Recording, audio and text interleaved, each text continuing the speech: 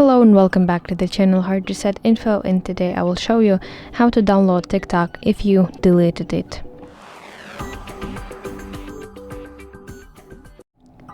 So let's model such situation when I delete my TikTok. So let's delete it, delete app. So then I need to go to my App Store application. Open the search section that is located at the bottom side of your screen, and then at the top of your screen you see here a search bar. Tap it and type here TikTok and press search button.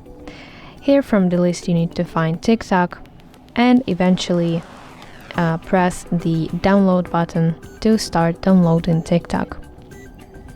So that's basically it. I hope you find this video helpful, and if so, please leave a thumbs up and please consider subscribing to our channel. See you soon. Bye bye.